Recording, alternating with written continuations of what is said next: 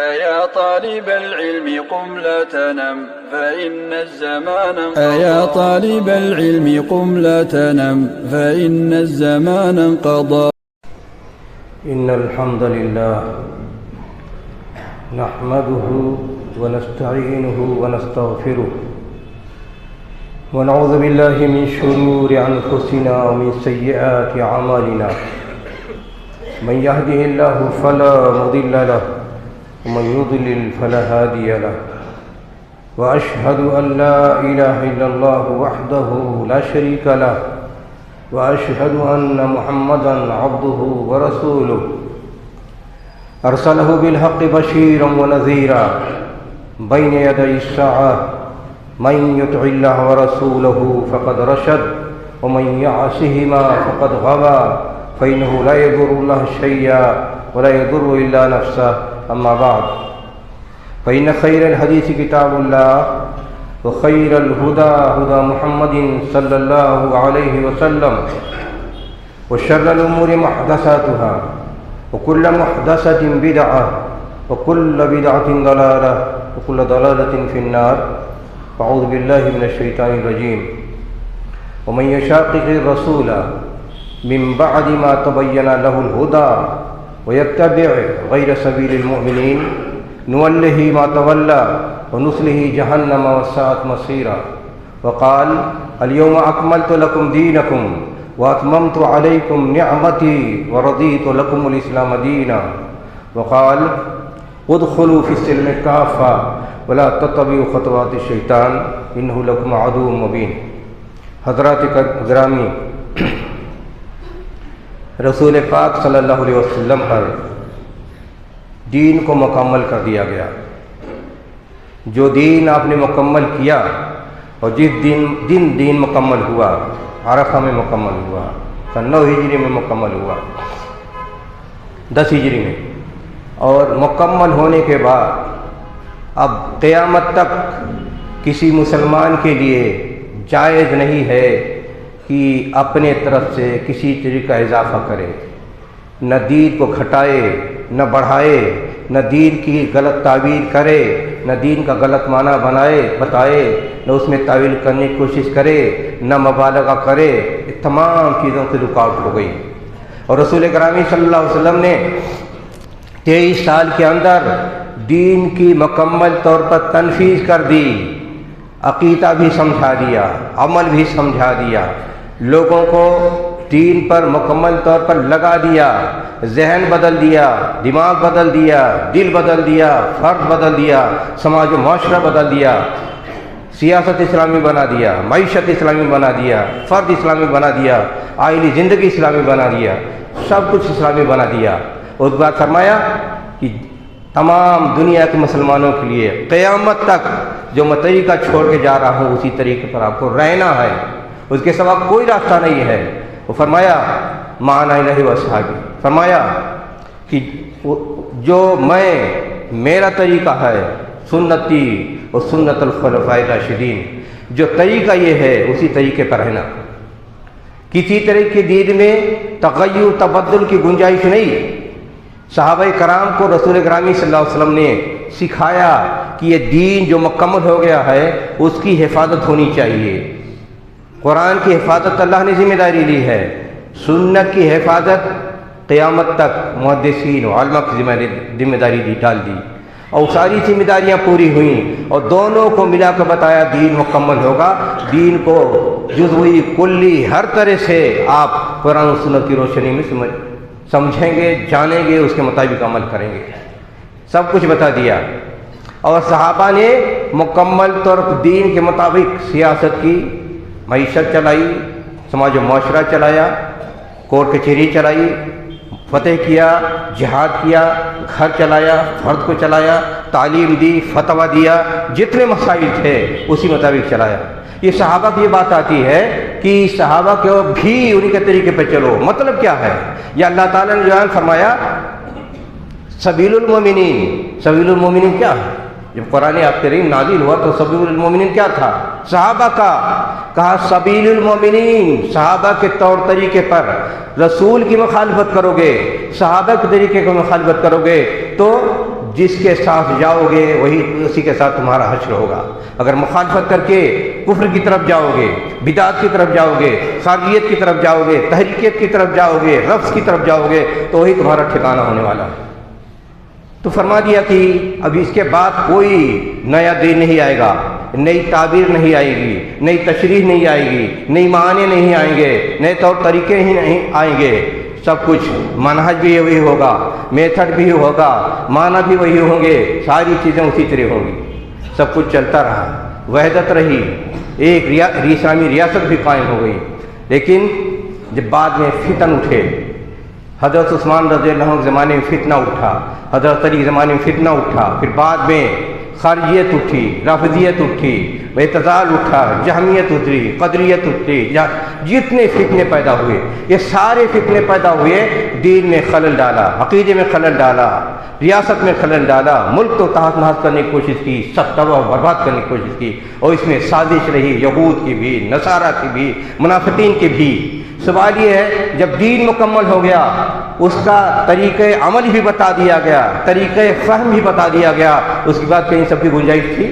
قیامت تک کے لیے ان سب کی گنجائش نہیں۔ اب ہماری ذمہ داری یہ تھی، اس زمانے سے لے کر قیامت تک کی ذمہ داری ہے۔ کئی ذمہ داریاں ہیں۔ نمبر 1 پہلی ذمہ داری یہ ہے کہ جو مقام و درجہ ہے کتاب و سنت کا، اس کو مانا جائے، اس میں کوئی خلل نہیں ہونا چاہیے۔ لیکن کتنے ایسے ہیں جو اس درجات کو نہیں سمجھتے، کتنے ایسے ہیں جو حدیث کو نہیں مانتے، یہ حدیث کا سمجھتے ہیں ہما شما کی باتیں ہیں، ان کے بارے میں کیا کہیں گے؟ رسول اکرم گرامی صلی اللہ علیہ وسلم نے فرمایا کہ ہمیں 2 چیزیں دی گئی ہیں، کتاب و سنت، دونوں کو مضبوطی سے تھام لینا۔ اب اگر کوئی تفریق کرتا ہے کہ ہم حدیث کو نہیں مانیں گے، صرف قرآن کو مانیں گے، یہ حدیث کا کوئی درجہ نہیں ہے، ہما شما کی باتیں ہیں، اور یہ حدیث کا انکار کرتا ہے۔ اگر شبہ پیدا کرتا ہے، اس کے ایمان میں شبہ ہے۔ اگر انکار کرتا ہے، اسلام کے دائرے سے نکلتا ہے۔ اگر حدیث کا انکار کرتا ہے، حدیث کا انکار کرنا قرآن کا انکار کرنا ہے، وحی کا انکار کرنا ہے، جبریل کی آمد کا انکار کرنا ہے، رسول کا انکار کرنا ہے، اللہ کا انکار کرنا ہے۔ کوئی معمولی نہیں ہے، دونوں مکس ہیں آپس میں۔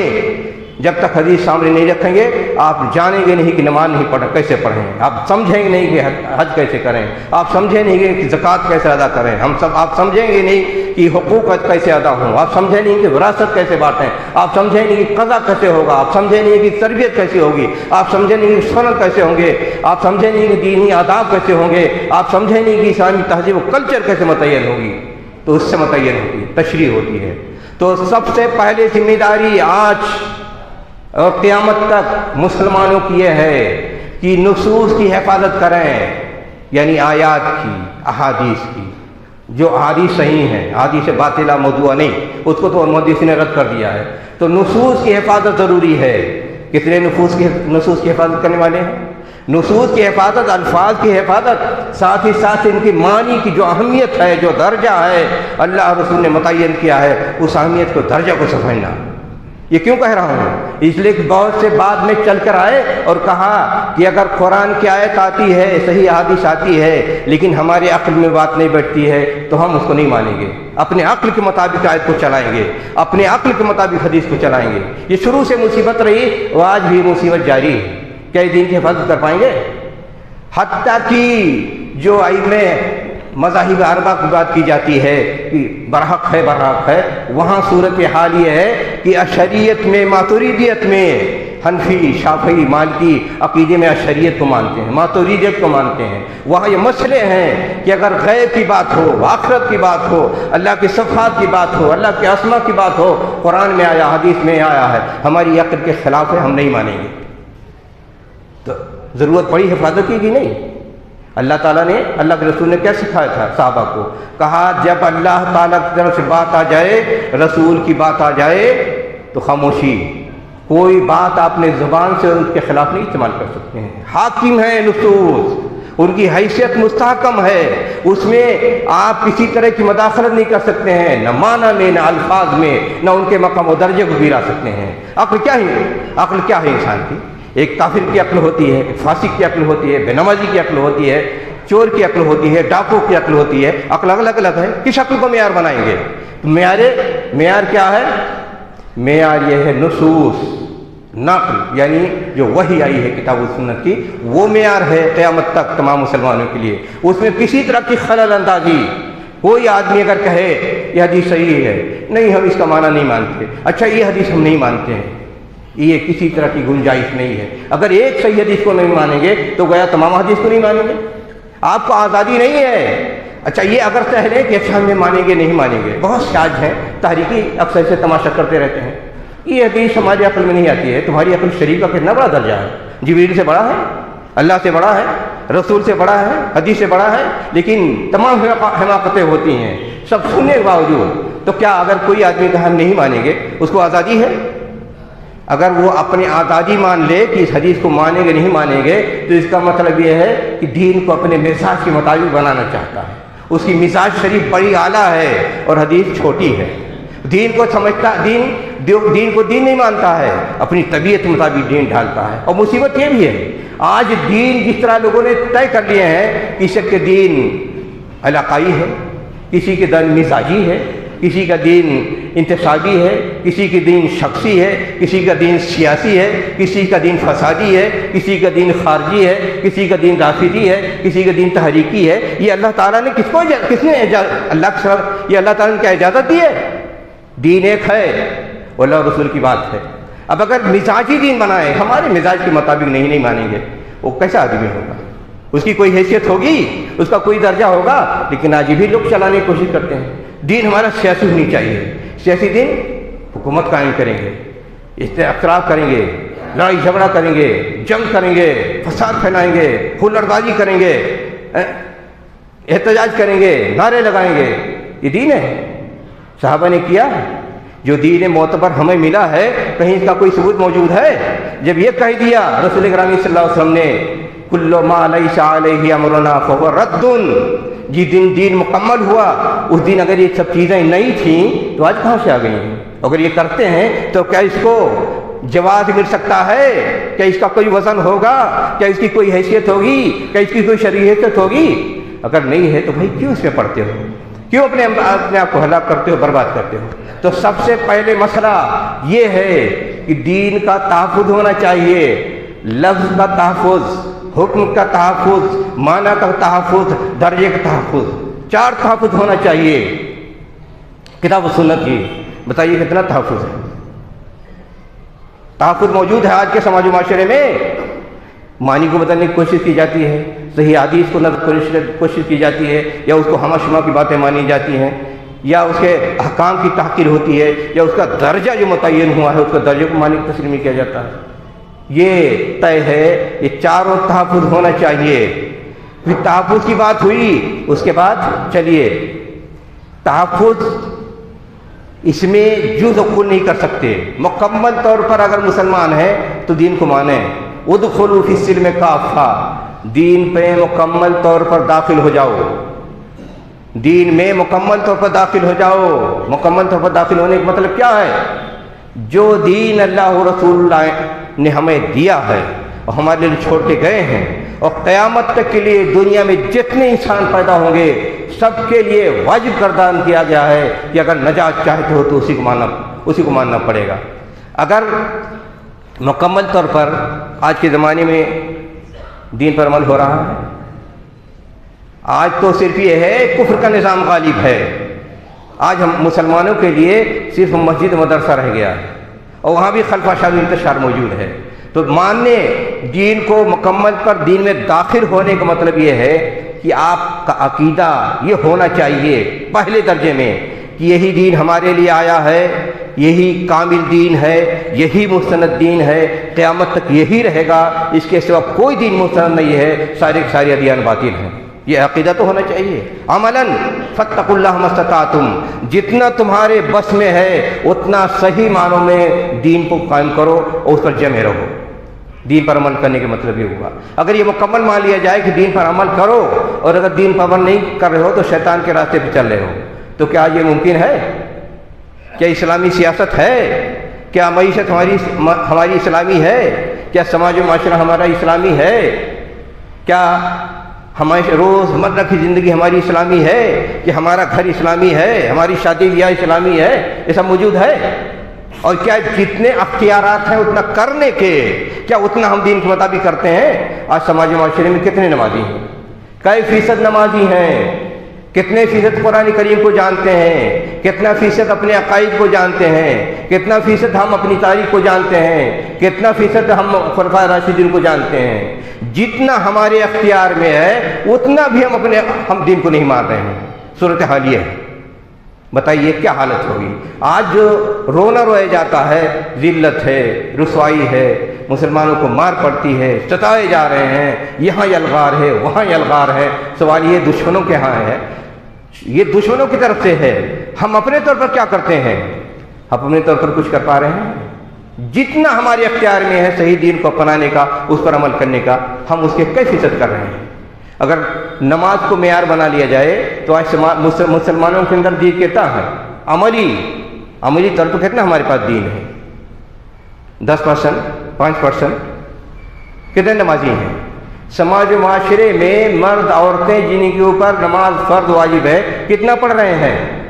10-20%؟ تو گیا ہمارے اندر جتنی گنجائش ہے 100% عمل کر سکتے ہیں۔ نماز پڑھنے سے کوئی روکتا ہے؟ روزہ رکھنے سے کوئی روکتا ہے؟ زکوٰۃ دینے سے کوئی روکتا ہے؟ میراث کو صحیح ڈھنگ سے کوئی روکتا ہے؟ حلال کمانے سے کوئی روکتا ہے؟ کتنا ہم کر رہے ہیں؟ خیر، بات یہ ہو رہی تھی دین پر مکمل داخل ہونے کا سب سے پہلا یہ ہے کہ پہلے اپنے دین کی حفاظت کرو ان معنوں میں۔ تو یہ لفظی و معنوی تحفظ وہی خطرے میں ہے۔ اس کے بعد پھر یہ دین پر عمل کرنا وہ بھی خطرے میں ہے۔ پھر اس کے بعد یہ حق بنتا ہے صحابہ کا کہ صحابہ کو مانو، جتنے صحابہ ہیں سب جنتی ہیں۔ مختلف آیات و احادیث میں کہا گیا جتنے ہیں سب جنتی ہیں۔ تمام مجموعہ میں نکلتا ہے کہ جتنے صحابہ ہیں جو بھی ہیں سب کو جنتی قرار دیا ہے رسول گرامی صلی اللہ علیہ وسلم نے، اور فرمایا من سب اصحابی فعلیہ لعنۃ اللہ والملائکۃ والناس اجمعین، جو میرے کسی صحابی کو برا بھلا کہے، اس کے بارے میں دل میں بغض رکھے، اپنی زبان سے کہے، اپنا عقیدہ بنائے، کہا اس پر اللہ کی لعنت، فرشتوں کی لعنت، تمام انسانوں کی لعنت۔ آج کتنے صحابہ کی عزت کرنے والے ہیں؟ وہ صحابہ جنہوں نے زندگی میں ایک لمحہ کے لیے دین کی مخالفت کی سوچا بھی نہیں، اپنا سب کچھ دین کے لیے لگا دیا، اور آج انہی کی محنتوں کا نتیجہ ہے کہ آج دنیا میں اسلام قائم ہے، قیامت تک قائم رہے گا۔ رسول گرامی صلی اللہ علیہ وسلم کو پوری طرح احساس تھا، جنگ بدر میں جب آپ گئے تو دعا کی کہ اللہ یہ گروہ جو میں لے کے آیا ہوں اگر آج یہ شکست کھا جاتے ہیں تو پھر قیامت تک تیری عبادت کرنے والا کوئی نہیں رہے گا۔ تو وہ تھا ان کا مقام کہ وہ صحابہ 13 تھے، کہا اسی بنیاد پر دین کی بنیاد رکھی گئی۔ نبی اکرم صلی اللہ علیہ وسلم جو دین و شریعت لے کے آئے وہ ان کی محنتوں کوششوں کا نتیجہ ہے کہ قیامت تک اسلام زندہ رہے گا۔ لیکن آج کتنے دین کو ماننے والے ہیں؟ کتنے صحابہ کو ماننے والے ہیں؟ جتنے خارجی ہیں 5 صحابہ کو مانتے ہیں، رافضی صرف 5 صحابہ کو مانتے ہیں، اور خارجیت اور رافضیت کے اثرات جن کے اندر موجود ہیں آج کے مسلمانوں میں، جن کے اندر خارجیت پائی جاتی ہے، جن کے اندر رافضیت پائی جاتی ہے، یا خارجیت اور رافضیت کے افکار و نظریات کو گلے لگا لیا ہے، وہ بھی صحابہ کی عزت و توقیر نہ کرنے کے مجرم ہیں، وہ بھی احانت کے مجرم ہیں۔ اور آج دیکھا جائے تو بڑی تعداد مسلمانوں کی خارجیت و رافضیت کے راستے پہ چل رہی ہے۔ جتنے تحریکی ہیں ان کے اندر خارجیت بھی پائی جاتی ہے، رافضیت بھی پائی جاتی ہے، علمانیت بھی پائی جاتی ہے، جمہوریت بھی پائی جاتی ہے، مادیت بھی پائی جاتی ہے، 5 برائیاں۔ اور وہ آج، اور یہی 70 سال ہو گئے ان خارجیوں اور رافضیوں کی بنیاد پر، تحریکوں کی بنیاد پر کوئی 50 لاکھ مسلمانوں کو گلا کٹ گیا۔ کتنے جرائم ہو رہے ہیں دین کی تشریح کے نام پر، دین کے کو کھلواڑ تماشا بنا لیا گیا۔ تو یہ مسئلہ یہ تھا، عقائد کی حفاظت ہونی چاہیے، صحابہ کی توقیر ہونی چاہیے، حدیث کی اہمیت کو سمجھنا چاہیے۔ پھر اس کے بعد رسول کرامی صلی اللہ علیہ وسلم بیان فرمایا کہ کتنے فتنے اٹھیں گے، ان سے اسلام کو کون بچائے گا؟ کہا یحمل ھذا العلم من کل خلف عدول ینفون عنہ تحریف الضالین وانتحال المبتلین وتاویل الجاہلین۔ فرمایا رسول اکرم صلی اللہ علیہ وسلم نے کہ میں تم کو واضح روشن سیدھے راستے پہ چھوڑ کے جا رہا ہوں، جو ہٹے گا وہ برباد ہو جائے گا۔ اور فرمایا دین کی حفاظت کرنے کے لیے ہمیشہ ایک گروہ موجود رہے گا۔ اس کے بارے میں فرمایا من کل خلف عدول، قیامت تک جتنے سچے اچھے اور دیندار لوگ ہوں گے، سمجھدار لوگ ہوں گے، اس دین کی حفاظت کریں گے، وہی پڑھیں گے، وہی چرچا کریں گے، قیامت تک یہ سلسلہ جاری رہے گا۔ اور فرمایا کتنے 4 گروہ کو بتایا اس حدیث میں رسول اکرم صلی اللہ علیہ وسلم نے۔ اس صحیح حدیث میں کہا قیامت تک 4 گروہ بنیادی طور پر رہیں گے۔ کہا پہلا گروہ ہوگا جو دین کی حفاظت کرے گا، جتنے باطل افکار و نظریات ہوں گے ان سارے باطل افکار کی تردید کریں گے، عملی طور پر، اجتماعی طور پر، انفرادی طور پر، فکری طور پر، تحریری طور پر، ہر طرح کی تردید کریں گے۔ انہوں نے کہا تو یہ تو وہ پہلا گروہ ہوا، اور کہا ان کے بارے میں کہا عدول، اچھے ہوں گے، سچے ہوں گے، معتدل ہوں گے، متوازن ہوں گے، نیک ہوں گے، دیندار ہوں گے، کوئی کور کسر نہیں ہوگا، کسی طرح وہ زیادتی نہیں ہوگی، دین کے نمائندہ ہوں گے۔ پھر اس بعد فرمایا 3 گروہ کون ہوں گے؟ سب سے پہلا تحریف الغالین، کہا دین میں جو غلو کرنے والے ہوں گے۔ غالین کتنے ہیں؟ کہا پہلا گروہ جو باطل افکار و نظریات کا چرچا کرے گا ان کو کہا وہ غالین ہوں گے، غلو پسند لوگ ہوں گے، غلو پسندی کرنے والے۔ اور غلو پسندی کریں گے تو اس کے نتیجے میں کیا چیز، کون سے فکر ظاہر ہوگا؟ تحریف ہوگا دین میں، تحریف۔ غلو پسندی کو کتنی قسمیں ہیں؟ دین میں جتنا ہے اس پر سیٹسفائی نہیں ہے، اور چاہیے اور چاہیے۔ جتنے صوفیاں ہیں، جتنے منکرین ہیں، جتنے صوفیاں ہیں، جتنے مقلدین ہیں، اور جتنے ضعیف حدیث کے فضائل بیان کرنے والے ہیں، موضوع حدیث کے فضائل بیان کروائے ہیں، جو نئی نئی بدعتیں ایجاد کر رہے ہیں، قبر پرستی ہو، تقلید ہو، تصوف ہو، یا یہ کہ رفضیت ہو، اپنے طور پر دین میں کوئی ثبوت نہیں لیکن نئی نئی چیز لیتے چلے آ رہے ہیں، نئی نئی چیز لیتے چلے آ رہے ہیں۔ کہا یہ غالین کا گروپ پیدا ہوگا۔ کون کرے گا اس کی علاج؟ کون کرے گا؟ کیا ان کو آزاد چھوڑ دیا جائے گا؟ کیا اسلام میں جمہوریت ہے کہ ہر آدمی جو چاہے بکے، جو چاہے کہے، جو چاہے نظریہ بیان کرے؟ سلف صاحب لوگ بھی بیان کریں گے؟ کہا کون گروہ ہوگا؟ عادل گروہ ہوگا، متوازن گروہ ہوگا، سمجھدار ہوگا، نیک و دیندار ہوگا۔ کہا ان کی ذمہ داری ہوگی کہ دین کو ان غلط افکار و نظریات سے بتائیں۔ تو پہلا کیا ہوگا؟ پہلے جو باطل فرقہ ہوگا وہ غالین کا ہوگا۔ غلو پسندی چاہے کسی بھی بنیاد پر ہو، جتنے بھی ہو، عبادت میں غلو کیا جائے، عقیدے میں غلو کیا جائے، سارے غلو پسند اس درجے میں آئیں گے۔ اور ان کی غلو پسندیوں کو اگر مان لیا جائے تو دین میں تحریف ہو جائے گی، دین بگڑ جائے گا، دین کی شکل میں رہی نہیں جائے گی۔ اور جتنے یہ بدعات خرافات ہوتے ہیں یہ غلو پسندی کی علامتیں ہیں۔ اور بدعتیں اس کثرت سے ہوتی ہیں کہ اگر سنت ایک ہے تو اس مقابلے میں 10 بدعتیں ہوتی ہیں۔ ہر چیز میں غلو پسندی، وضو میں غلو پسندی، غسل میں غلو پسندی، عبادت میں غلو پسندی، دعاؤں میں غلو پسندی، اور دعائیں جتنی مقرر ہیں اس سے زیادہ غلو پسندی۔ ذکر و اذکار کی بات ہوگی تو یہ کہ 1 کروڑ درود پڑھو، 6 کروڑ درود پڑھو، اتنا پڑھو گے تو یہ ہو جائے گا، وہ ہو جائے گا۔ نمازوں کے بارے میں جتنا نماز ہے اس کے برعکس کتنی نمازیں لوگوں نے ایجاد کر رکھی ہیں، اور بہت مشہوری نمازیں یہ ہیں۔ ایک نماز لوگ نماز قادری پڑھتے ہیں، صلاۃ قادریہ، صلاۃ بغدادیہ، یعنی نماز پڑھ لیں گے تو بغداد کی طرف رخ کر کے کھڑا ہوں گے تو اس کے لیے نماز پڑھیں گے۔ صلاۃ معکوس، یا یہ اور بھی نمازیں لوگوں نے صلاۃ الاوابین کے نام سے 6 رکعت مغربات پڑھی جاتی، مثال بیان کر رہے ہیں، ورنہ بے شمار نمازیں، درود بے شمار درود، جتنا نبی اکرم صلی اللہ علیہ وسلم ثابت ہے اس سے 10 گنا زیادہ، 20 گنا زیادہ درود۔ ہمارے سماج معاشرے میں تو بہت مشہور ہے درود تاج، تو درود یہ سب بدعتیں ہیں۔ کہا اگر ان کی ساری باتوں کو مان لیں تو دین جتنا ہے دین 10 گنا زیادہ ہو جائے گا اور دین کی شکل بگڑ جائے گی۔ کون بتائے گا اس کو؟ محدثین نے اپنی عمر لگا دی ایک ایک چیزوں کو جو انہوں نے بتایا۔ بعض شیعوں نے کہا کہ ہم نے 70,000 حدیثیں گڑھی ہیں اور ملا دیا ہے، چلو کیا کر لو گے، تمہارا دین باقی رہے گا؟ صحیح۔ صحابہ نے چیلنج کیا، کہا ایک ایک جملہ، ایک ایک حرف، زیر و زبر بھی ہم نکال کے دکھا دیں گے تمہاری بدمعاشیوں کو۔ تو محنت کی، کوشش کی۔ کون لوگ تھے؟ شروع سے سب سلسلہ چل رہا ہے، کون کر رہا ہے؟ اب ان کو نام رکھیے، اہل حدیث کہیے آپ، وہابی کہیے آپ، اثری کہیے آپ، اہل سنہ والجماعت کہیے آپ، کوئی نام دیجئے، بڑا مصیبت یہ ہے کہ لوگوں کو نام میں بڑی الجھن ہوتی ہے. کوئی نام لیے مرغے کی ایک ٹانگ اچھل رہا ہے کہ مسلموں سے کچھ نہیں ہونی چاہیے، جبکہ یہاں نام رکھا جاتا ہے. قرآن کریم میں 50-60 نام گنائے گئے ہیں.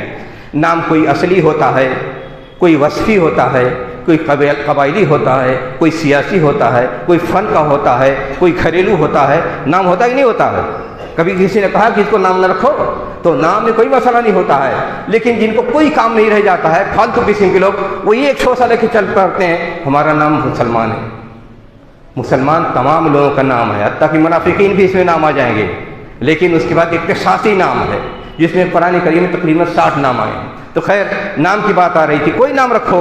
یہ جو اہل حدیث کہیے، حق پرست گروپ کہیے، جس کو بھی اللہ کے رسول نے فرمایا لا تزال طائفۃ من امتی ظاہرین، کہ میری امت میں ایک گروہ رہے گا جو قیامت تک باقی رہے گا. لوگ ان کو بدنام کریں گے، کوئی فرق نہیں پڑے گا، دین پر قائم رہیں گے. اور فرمایا یہ کہ ان کے اندر طاقت و توانائی ہوگی، جمع ہوگا، ٹھہراؤ ہوگا، ڈھیل مل نہیں ہوں گے، ہر ایک کو ایڈجسٹ کرنے والی بات نہیں رہے گی، تم بھی صحیح والی بات نہیں ہوگی، منافقت نہیں ہوگی. کھڑے سیدھے سادے ہوں گے، جو صحیح ہے اس پر عمل کریں گے، جو غلط اس پر عمل نہیں کریں گے. ساری دنیا ناراض ہو جائے. اور فرمایا ان کنت علی حق فانت الجماع وان کنت وحدک.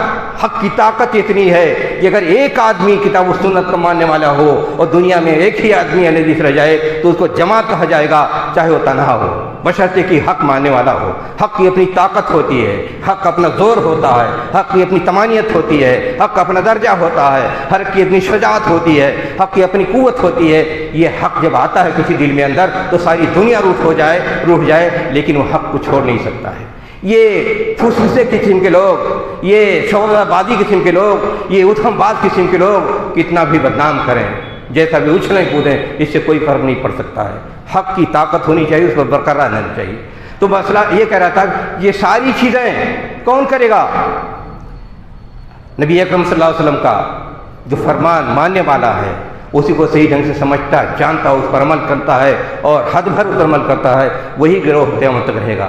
تاریخ الحدیث غار حرا سے لے کر قیامت تک ہے، قیامت تک ہے. دنیا میں آتے جاتے رہیں گے، شور مچاتے رہیں گے، لیکن یہ قافلہ رکے گا نہیں، چلتا رہے گا.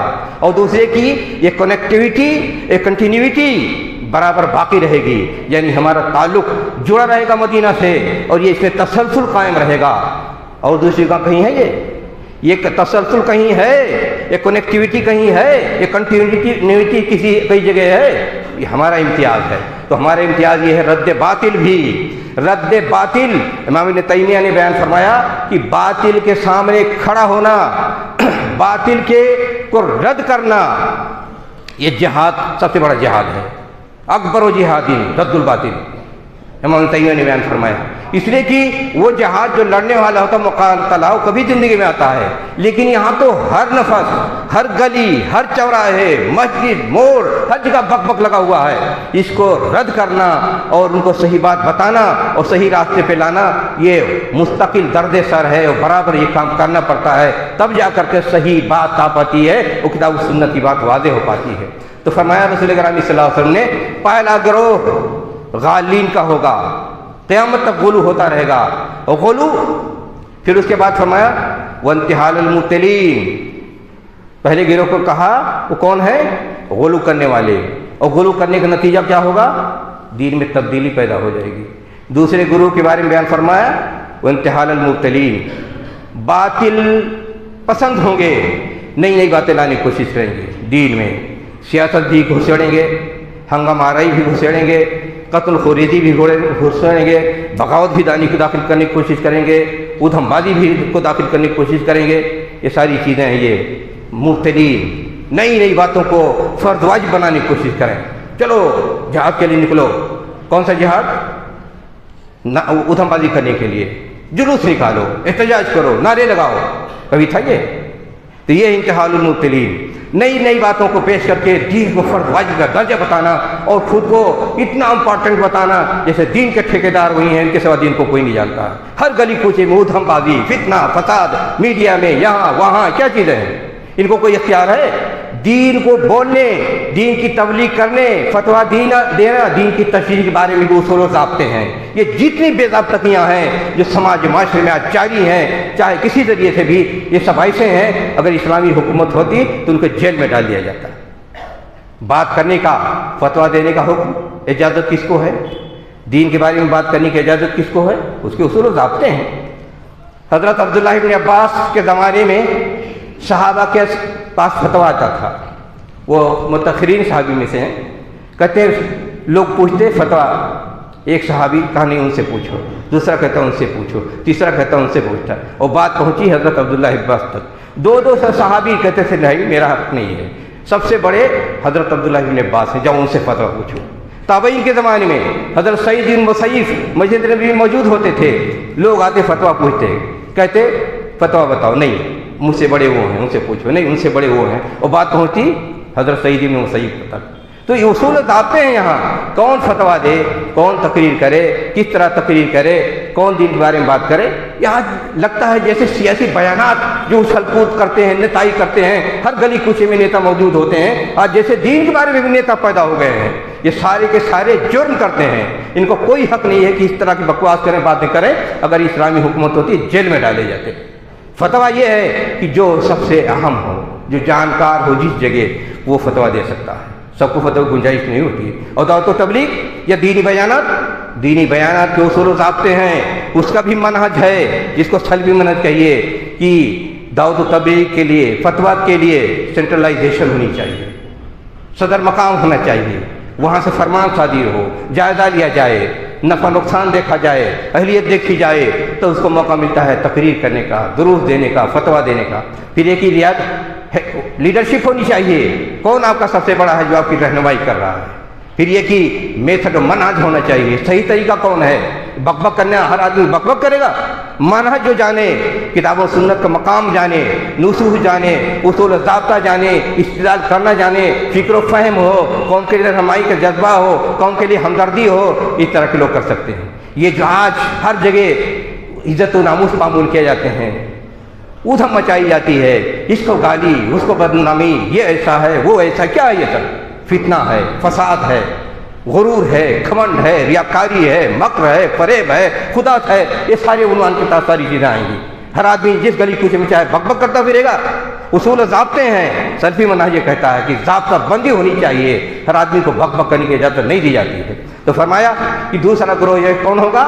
یہی آج کے جتنے ہیں سیکولر ملا ہیں، میڈیا ملا ہیں، جدھر دیکھو یہ نئی باتیں لاؤ، پیش کرو، دین کو فرض و واجب کے درجے میں پیش کرو۔ تو فرمایا امتحان المبتلین، جو باطل پر ہیں، نہ ان کے پاس دین ہے، نہ ایمان ہے، نہ اخلاق ہے، نہ ہمدردی ہے، نہ فکر ہے، نہ فہم ہے، نہ میتھڈ ہے، نہ جذبہ ہے، کچھ بھی نہیں ہے، بس بک بک کرنا سیکھ لیا ہے۔ کہا یہ مبتلین میں ایسے آتے ہیں۔ رب کریم نے، رسول گرامی نے بیان فرمایا کہ ایسے مبتلین کی جتنی باتیں ہیں، جتنے فکر ہیں، جتنے خیالات ہیں، ان کے رد کرنے کے لیے اچھا موجود رہے گا، پڑھے لکھے لوگوں کا گروہ موجود رہے گا، نیک و دیندار لوگوں کا گروہ موجود رہے گا۔ تیسرا گروہ جو فرمایا قیامت تک ان کی مصیبتیں رہیں گی، جو صحیح دین کو پامال کرنے کی کوشش کریں گے، وہ کیا ہوں گے؟ انتحال و تعویل الجاہلین، تعویل الجاہلین، جہلا ایک حدیث نہیں پڑھ سکتے ہیں، ایک آیت صحیح ڈھنگ سے پڑھ نہیں سکتے ہیں، کچھ بھی نہیں پتا، لیکن وہ دین کی تشریح کرتے پھریں گے۔ آج جتنے دیکھیے، یہ جو اسلامک اسٹڈیز کی بات کرتے ہیں، یونیورسٹیوں میں پڑھاتے لکھاتے ہیں اسلامک اسٹڈیز کے نام پر، یا جتنے متاثرین ہیں، قومیت پرست ہیں یا سیکولر پرست ہیں یا دین کو کسی نہ ہی خاطر میں رکھتے ہیں، وہ مستشرقین کے جو شاگرد جتنے موجود ہیں یا آج کے زمانے کے تحریکی جتنے ہیں، وہ سارے کے سارے دین کی نئی تشریح اور ہیں کیا؟ جاہل ہیں۔ ایک آیت پڑھنا ہو تو صحیح ڈھنگ سے نہیں پڑھ سکتے ہیں۔ آج سب سے بڑی مصیبت یہی ہے کہ جو ایک آیت صحیح ڈھنگ سے نہیں پڑھ سکتے، وہ دین کی تشریح کرتے پھرتے ہیں۔ تو اللہ کے رسول نے بیان فرمایا کہ ایسے جہلا موجود رہیں گے جو دین کی تشریح کرتے پھریں گے، اور وہ اس کا نتیجہ کیا ہوگا؟ پہلے تو اللہ کے رسول نے بیان فرمایا وہ جاہل ہوں گے، دوسرے بیان فرمایا کہ دین کی تشریح کرتے پھریں گے، اپنے منمانی دین کی تشریح کرتے پھریں گے۔ کہا جو اصل گروہ ہوگا سچا اچھا، ان کو ینفون عنہ، یعنی ان کی غرد و غبار اٹھائیں گے یا ان کو ختم کرے گا، ان کے باطل افکار کو ختم کرے گا، صفائی کرے گا، تاکہ امت گمراہ نہ ہو، فساد میں مبتلا نہیں ہو اور غلط کام نہ کرنا شروع کر دے۔ تو اب تینوں گروہ کو دیکھیے، ایک گروہ سے تحریف ہوتا ہے دین کا، دوسرے گروہ سے دین میں نئی نئی چیزیں داخل کی جاتی ہیں، دین کا نام بنایا جاتا ہے، اور تیسرے گروہ سے غلط دین کی تعبیر ہوگی، تشریح ہوگی۔ یہ کون اس کو درست کرے گا؟ کوئی ہونا چاہیے کہ نہیں؟ کہ آزادی ہے، جس کے بارے میں رسول گرامی نے بیان فرمایا، عدول یحمل ھذا العلم من کل خلف عدول، قیامت تک جتنے آئیں گے، جتنی جنریشن آئے گی، لوگ آئیں گے جو عدول ہوں گے۔ عدول جو لفظ آیا ہے نا، اسی سے عدل ہے، اسی سے اعتدال ہے۔ عدول کا مطلب یہ ہوتا ہے کہ وہ سچے ہوں گے، اچھے ہوں گے، متقی ہوں گے، پڑھے لکھے ہوں گے، ایسا گروہ۔ تو ایسے گروہ کی ضرورت ہوتی ہے، اور قیامت تک ایسے گروہ کی ضرورت ہے۔ تو دین کھیل و تماشا نہیں ہے۔ مسئلہ کی حدیث دین کی حفاظت بھی کرواتا ہے، سارے باطل کے رد بھی کرتا ہے، دین کی صحیح تشریح بھی کرتا ہے، دین پر عمل بھی کرواتا ہے، نئے نئے مسائل ہوتے ہیں دین پر حل بھی کرتا ہے، امت کی وحدت کو درست بھی کرتا ہے۔ وحدت کی بات آئی، مسلمانوں کو متحد ہونا چاہیے۔ اتحاد کس پر ہوگا؟ وَاعْتَصِمُوا بِحَبْلِ اللَّهِ جَمِيعًا، اللہ کی رسی کو مضبوطی سے تھامو، متحد ہو جاؤ گے۔ اللہ کی رسی کیا؟ کتاب و سنت۔ کتاب و سنت کو چھوڑ کر کے آج یہ جعلی اتحاد کی بات کی جاتی ہے، متحد ہو جاؤ سب جتنا آئے ہو۔ وہ اس کی مثال ایسی ہے جیسے لوگ باہر کھڑے ہوں، کہیں لوگ چلو چلو نماز پڑھو، کہا غسل نہیں ہے، کہا کوئی بات نہیں چلو، کہا وضو نہیں کیا ہے، ارے بھی چلے گا چلو، سب چلو مسجد میں۔ کہا آج کی اتحاد کیسی ہے، بڑے اتحاد کے چیمپئن بنتے ہیں، ساری اتحاد، اور ایسے جہاں سے بات کریں گے جیسے ان سے زیادہ امت کا کوئی خیر خواہ نہیں، اور یہ کہ سب چلو سب ٹھیک ٹھاک ہے۔ اور یہاں کیا ہے؟ یہاں یہ بتایا گیا ہے کہ اسلام میں الولا والبرا ہے، جو دین کا دوست ہے وہ ہمارا ہے، جو دین کا دوست نہیں ہے وہ ہمارا نہیں ہے۔ اور یہاں سب چلے آؤ، قبوری ہو، شرک کرتے ہو، ساری بدماشیاں ہوں، شیعہ ہو، خارجی ہو، منکر حدیث ہو، قادیانی ہو، سب آ جاؤ، چلے گا یہ؟ اضطراری اتحاد ہو سکتا ہے کہ اس ملک میں جتنے مشترکہ مسائل ہیں اس میں سب مل جل کے امت مسلمانوں کے وجود کو برقرار رکھنے کے لیے، تحفظ کے لیے یہ ہو سکتا ہے۔ لیکن سب کو کہتے ہیں سب صحیح ہیں، تو کیا ہوا؟ سب صحیح ہو سکتے ہیں؟ دین قیامت تک کے لیے ہے، جو کو دین بتائے گا یہ حق پر ہے وہی حق پر رہے گا، اور جس کو دین بتائے گا باطل پر وہ باطل پر رہے گا۔ تو امت کا تحفظ بھی مسلک اہل حدیث صحیح ڈھنگ سے کر سکتا ہے، اور امت میں وحدت بھی اسی ناحیے سے صحیح ڈھنگ سے آ سکتی ہے۔ باقی جتنے وحدت کی بات کی جائے گی وہ تماشا ہو سکتا ہے۔ ہاں اضطراری وحدت ہو سکتی ہے کہ مشترکہ مسائل میں مل جل کے کرو تاکہ مسلمانوں کا وجود برقرار رہے، اس کے وجود کو نقصان کوئی نہیں پہنچائے۔ یہ بنیادی چیزیں ہیں جو اللہ کے رسول کی حدیث کی روشنی میں بتایا، یہ بنیادی چیزیں ہیں۔ دین کا تحفظ، امت کا تحفظ، دین کی صحیح تشریح، دین کی صحیح مسائل کو بیان کرنا، اور یہ کون بیان کر سکتا ہے کون نہیں بیان کر سکتا ہے، ساری چیزیں منہج کے زیر تحت آ سکتی ہیں۔ حتیٰ کہ مدرسہ قائم کرنا، اسکول قائم کرنا، ویلفیئر کا کام کرنا ہر آدمی کے لیے جائز ہے۔ اس کے لیے اصول و ضابطے ہیں۔ جو آدمی امانت دار ہو، جو آدمی اہلیت رکھتا ہو، جو مسلمانوں کو خیر خواہ ہو، جو حساب کتاب صحیح برقرار رکھ سکتا ہو، جس کو اجازت ملی ہوئی ہے ذمہ داروں سے، وہ ذمہ دار جو ایلیٹ گروپ ہوتا ہے مسلمانوں کو، اہل حل و عقد، تب یہ سب کر سکتا ہے۔ ادھر دیکھو دکانیں لگی ہوئی ہیں، جدھر دیکھو مراکز بنتے چلے جا رہے ہیں، جدھر دیکھو منمانی ویلفیئر کی سوسائٹیاں قائم کرتی چلی جا رہی ہیں، یہ اختیار ہے سب کو۔ یہ بھی منہج کے تحت آتا ہے کہ سب منضبط ہو، ضابطے کے مطابق ہو، اور یہی ضابطے کے مطابق نہیں ہے، نتیجہ یہ کہ ساری دکانیں بن گئی ہیں، شہرت کی، حرام کھانے کی، فساد پھیلانے کی، لوٹنے کی، غلط کمپین کرنے کی، جھوٹ بولنے کی، سارے ذرائع بنتے چلے جا رہے ہیں۔ کسی چیز کا کوئی ضابطہ رہ نہیں گیا ہے، ہر آدمی آزاد بنتا چلا جا رہا ہے۔ ایسا لگتا ہے کہ اسلام اب نہیں رہ گیا ہے، جمہوریت و علمانیت آ گئی، سیکولرزم آ گئی ہے کہ ہر آدمی آزاد ہے۔ اور آپ جانتے ہیں سیکولرزم کیا ہے، جمہوریت میں کیا ہے؟ وہ یہی ہے کہ چور صاحب آپ بھی صحیح ہیں، ڈاکو صاحب آپ بھی صحیح ہیں، اللہ والے آپ بھی صحیح ہیں، جو گالی دیتا ہے اللہ کو بھی صحیح ہے، یہی تو ہے۔ سارے اونٹ برابر ہیں، سارے سر برابر ہیں. تو آج وہ اسی کے اثرات ہمارے سماجی معاشرے پر پڑتے چلے جا رہے ہیں اور ہر آدمی آزاد ہے. آزاد نہیں ہیں. دنیا کے جتنے مسلمان ہیں سب ایک کشتی میں سوار ہیں. اگر ڈوبے گی تو سب ڈوبیں گے، اگر بچے گی تو سب بچیں گے. اس لیے سب کو مل جل کر کے حق کی وضاحت ہونی چاہیے، حق پر قائم رہنا چاہیے اور حق کے لیے کوشش کرنی چاہیے اور حق کے لیے لوگوں کو حق پر جمع کرنا چاہیے. اللہ تعالی ہم سب کو توفیق عطا فرمائے کہ ہم صحیح دین کو سمجھیں، دین کے مطابق عمل کریں، دکانداری چھوڑیں، ادھم بازی چھوڑیں، بے ضابطگی چھوڑیں، اصول کے مطابق آئیں، دین کے مطابق آئیں، نبی اکرم صلی اللہ علیہ وسلم کی سنت کے متبع بنیں، اپنی نفس پرستی کو چھوڑ دیں اور نفس کو اپنا ضابطہ نہ بنائیں. وآخر دعوانا ان الحمد للہ رب العالمین.